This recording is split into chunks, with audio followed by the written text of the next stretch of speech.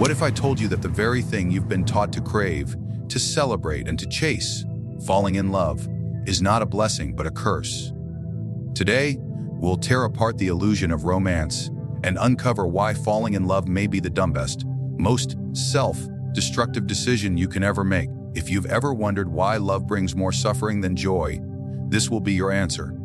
Love presents itself as the most enchanting force in human life.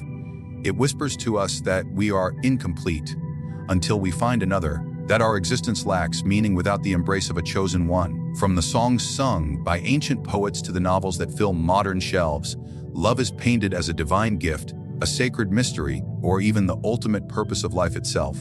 But what is rarely admitted is that behind this glittering mask lies something far more sinister. Love is not a blessing, but a trap.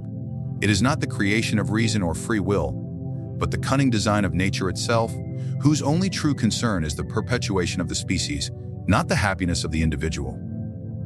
When you fall in love, you believe you are making a choice. You look at a person and tell yourself that you are drawn to their beauty, their kindness, their uniqueness. You think it is you who decides, you who desires, you who is in control. But in reality, you are not the master of this experience. You are its prisoner.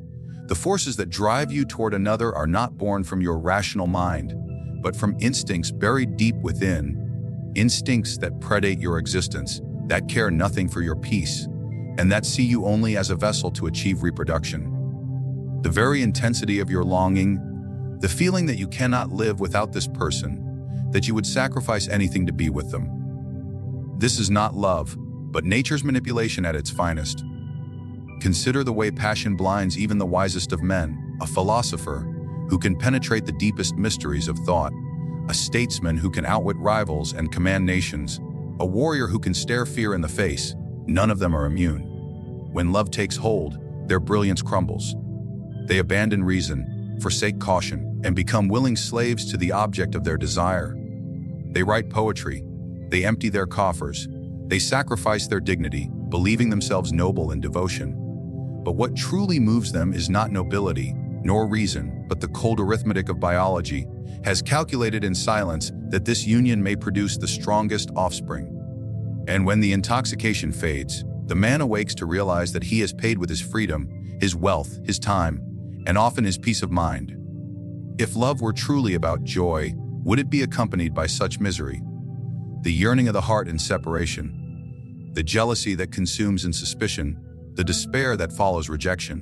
These are not the marks of a blessing, but of a cruel game. Nature raises you to ecstasy, makes you believe you have touched the divine, only to plunge you into torment when her purpose is fulfilled or denied. What you thought was the key to happiness becomes the source of your deepest suffering. The lover, trembling in fear of losing their beloved, is not free. He is in chains, more tightly bound than any prisoner. His thoughts circle endlessly around one object. His days are dictated by another's whims, and his very identity becomes swallowed in the illusion of union. This is not love, but enslavement disguised as passion. The most tragic aspect of this trap is how thoroughly it deceives its victims. For unlike hunger or thirst, which are plainly biological needs, love disguises itself as something spiritual, transcendent, unique.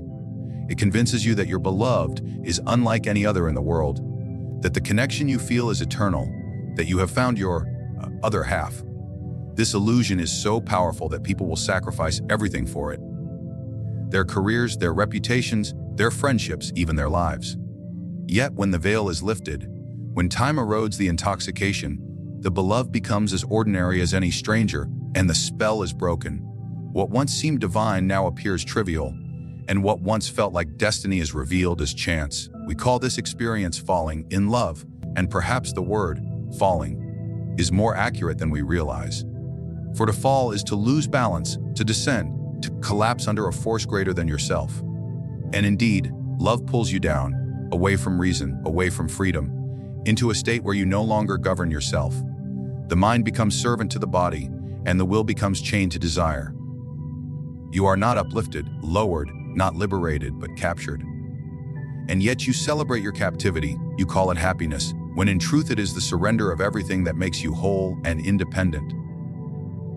Nature, in her silent cunning, does not care if you are happy. She does not care if you suffer, if you are betrayed, if your heart breaks, or if your life collapses under the weight of passion. Her concern is only that the species continues, and love is the bait she uses to trap you into service. You think you pursue joy. You are merely following the strings she pulls, like a puppet dancing to a tune you did not choose.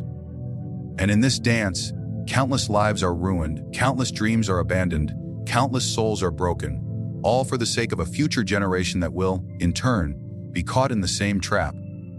At first, love arrives like a storm that sweeps everything in its path. It makes the dull world appear radiant, as if existence itself has been reborn. The face of the beloved glows with a light no one else possesses, and every gesture, every word, becomes sacred. You are intoxicated, as though under the influence of a drug that clouds all reason. In those moments, life seems to offer what it had always withheld: purpose, joy, and meaning condensed into a single human being.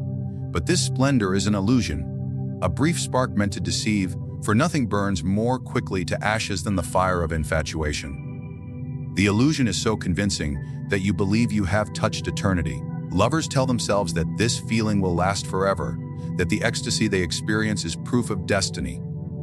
Yet time, which spares nothing, begins its quiet work. What felt like a fountain of endless bliss soon reveals itself as shallow and quickly exhausted. The intoxicating joy fades, replaced not by peace but by restlessness. That feverish need to be near the beloved turns into anxiety about losing them, into jealousy when their eyes wander, into suspicion at their silences. What once felt divine begins to torment the soul. The very thing that promised wholeness becomes the sharpest instrument of suffering. Consider the fragile nature of this supposed fulfillment. Lovers cling to each other desperately, not out of true harmony, but out of fear. The fear that the illusion may collapse at any moment. They dress up their dependency as devotion and call their weakness tenderness. But beneath the surface lies constant anxiety, for they know, even if unconsciously, that this intoxication cannot endure. The intensity of passion is like the burning of a flame in too little oil. It flares brilliantly for a moment, then sputters and dies, leaving only smoke and darkness behind. Even the joy of union is inseparable from pain. Every meeting carries the shadow of separation. Every embrace whispers of the day it will no longer come. Lovers promise eternity to each other, but eternity does not belong to human beings. Instead, they are bound to time, to decay, to change, and thus every promise of permanence is doomed before it is even spoken. The illusion of fulfillment is precisely that, an illusion, because it offers what existence itself cannot grant. No human being can be the answer to your emptiness. No face can silence the hunger of the soul. Worse still, the illusion transforms the mind into a servant of its own torment. The lover spends hours imagining, anticipating, worrying. They replay every word, interpret every gesture, search for hidden meanings in every silence. Their inner world is consumed by the beloved, not because the beloved truly holds such power, but because the mind itself has surrendered to obsession. This obsession is not fulfillment but imprisonment. The individual ceases to exist as an independent being and becomes nothing more than a shadow orbiting around another. And when, inevitably, cracks appear in the illusion, the suffering intensifies. The beloved begins to reveal their ordinary nature, their flaws, their limitations. They no longer radiate the divine glow once projected upon them. And yet the lover cannot simply detach, for they are already chained. They suffer the dissonance between the image they once worshipped and the reality they now endure. They oscillate between hope and despair, pleasure and pain, as though caught in a storm from which there is no escape. This cycle, ecstasy followed by misery, is not accidental. It is the very structure of what we call love. If love were truly about fulfillment, it would bring peace. But instead, it breeds the opposite: turmoil, unease, dependence, and fear. The joy of passion is so fragile that it is constantly overshadowed by the dread of its end. Lovers cling tighter, suffocate each other with demands, and call this desperation loyalty. But the truth is that the supposed fulfillment of love is nothing more than a chain, disguised in gold, that binds one soul to another with promises neither can keep. The world praises this illusion as the highest good, yet behind the curtain lies only emptiness. For once the passion has run its course, Once the illusion has dissolved, the lovers are left confronting the barren reality they had sought to escape. They find that the world has not changed, that suffering still surrounds them, and that the beloved is not the savior they imagined, but another flawed being, as bound to weakness as themselves. And thus, the ecstasy that once promised salvation becomes the very cause of despair. To fall in love is not merely to enter into an illusion, it is to participate in one's own undoing. Love is not neutral, it is destructive, corrosive, and relentless in its ability to dismantle the independence of the mind. It operates like a disease that invades the body and spreads silently until the victim no longer remembers what life was like without it. At first, it seems like an elevation, a soaring beyond the ordinary, but soon enough it reveals itself as the very force that strips man of his dignity, his judgment, and his freedom. Even the strongest spirits, those who can resist wealth, power, or worldly temptation, collapse before the pull of desire. Kings have abandoned their thrones, warriors have forsaken their duties, thinkers have abandoned their clarity, all for the sake of another face, another embrace, another fleeting promise of passion. History is littered with the wreckage of men and women destroyed not by war or famine, but by the weakness of the heart and love. Empires have been brought to ruin not by foreign invaders, but by rulers who placed their beloved above their people. Great minds have squandered their brilliance not in pursuit of truth, but in pursuit of affection that could never last. Love transforms even the proudest into beggars. The self-destruction begins with a subtle shift. The lover no longer sees the world through his own eyes, but through the imagined gaze of the beloved. What he once pursued out of conviction, he now pursues only if it pleases the other. His speech changes, his behavior changes, his very identity becomes warped by the need for approval. He no longer acts as a sovereign being but as a servant, tailoring his every word and gesture to sustain the affection he fears to lose. His autonomy dissolves, and he becomes an extension of another's will, all while believing this loss of self is noble. But what could be more degrading than this voluntary servitude? A man who once commanded respect and carried himself with authority suddenly humiliates himself with desperate displays of affection, with sacrifices that strip him of his strength, with humiliations that gnaw at his dignity. He may call this devotion, yet in truth, it is degradation. He exchanges his freedom for chains and calls it love. What he does not see is that he has handed his very essence over to another, and in doing so, he has diminished himself beyond repair. The destruction does not stop at the level of dignity. It extends deeper, into the rational faculties themselves. Love clouds judgment so thoroughly that what was once obvious becomes obscured. Flaws are ignored, betrayals are excused, and absurdities are justified. The lover becomes blind to reality, incapable of making decisions with clarity. He may see the storm ahead, yet walks into it willingly because the thought of losing the beloved terrifies him more than ruin itself. Reason is dethroned, replaced by the tyranny of desire, and once reason has been cast aside, no action is too foolish, no sacrifice too extreme, no humiliation too degrading. What is most devastating is that this self-destruction is not forced but chosen. No external tyrant compels the lover to submit. He kneels willingly, offers his freedom gladly, and participates in his own undoing with enthusiasm. He thinks he is rising into a higher state of being, but in truth, he is tearing himself apart piece by piece. Love does not merely happen to him. He actively collaborates in his downfall, handing over his strength, his pride, his independence, and his judgment. The irony is that love promises wholeness while delivering fragmentation. The lover feels complete in the arms of another, yet in reality he has lost his center. He becomes restless, anxious, dependent, always needing reassurance, always fearing loss. His peace is destroyed, his stability is shattered, and his soul becomes a battlefield where longing and fear clash endlessly. He sacrifices the calm of solitude for the turbulence of obsession, and in that turbulence, he loses himself entirely. This is why love is more destructive than any external misfortune. Poverty, illness, or failure may wound the body or burden the mind, but love reaches into the very core of the self and corrupts it from within. It makes man complicit in his own downfall, smiling as he builds the very prison that will hold him captive. To love is to embrace ruin willingly, to set fire to one's independence, to call the ashes happiness. The greatest tragedy of love is not merely that it deceives, not merely that it intoxicates, but that it enslaves. What begins as a spark of attraction soon grows into a chain, binding the individual to another with invisible shackles that tighten with every passing moment. It is here that the true conflict emerges, the battle between freedom and enslavement. For to fall in love is to place the very sovereignty of one's being into the hands of another, and nothing could be more contrary to the pursuit of strength, dignity, and peace. Freedom is the highest condition of human existence. To govern one's own mind, to walk one's own path, to act without subservience to another. This is the essence of autonomy. Yet love tears this from the lover.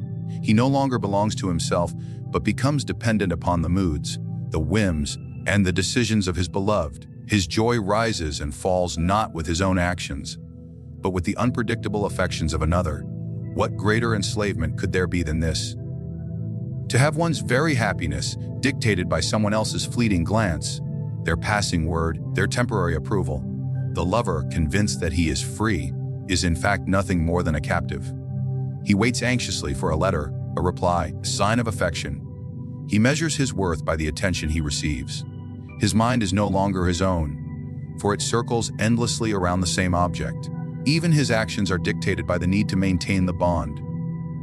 He dresses not for himself, but for the beloved's eyes, speaks not with truth, but with calculation, and lives not with independence, but with the constant fear of rejection. He becomes a prisoner without realizing the bars that surround him. The enslaving nature of love becomes clearest when one considers how it distorts priorities. A man who once valued honor, duty, or wisdom begins to compromise them all for the sake of desire.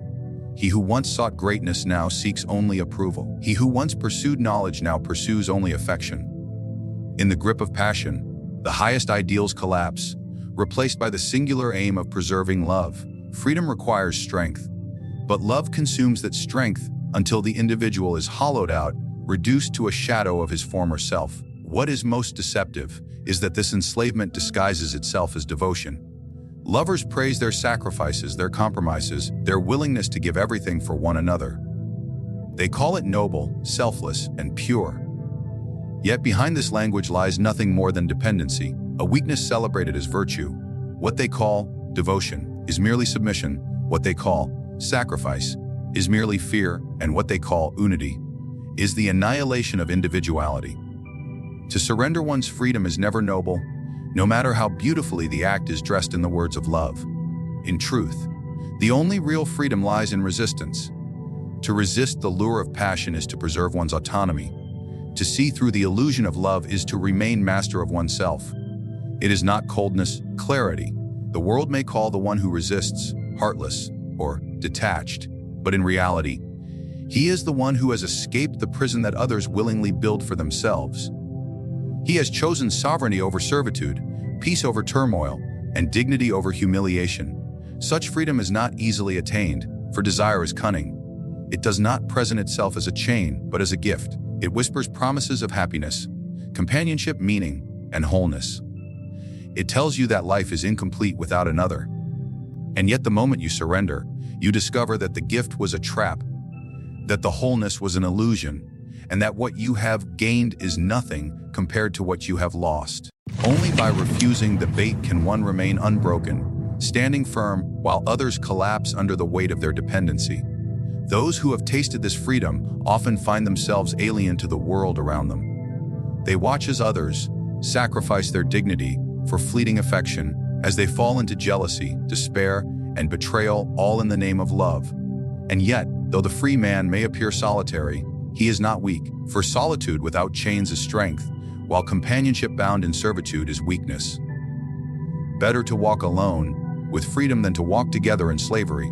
The choice is always between mastery of the self and surrender to another. Love demands surrender, disguises it as virtue, and chains the spirit until nothing of independence remains.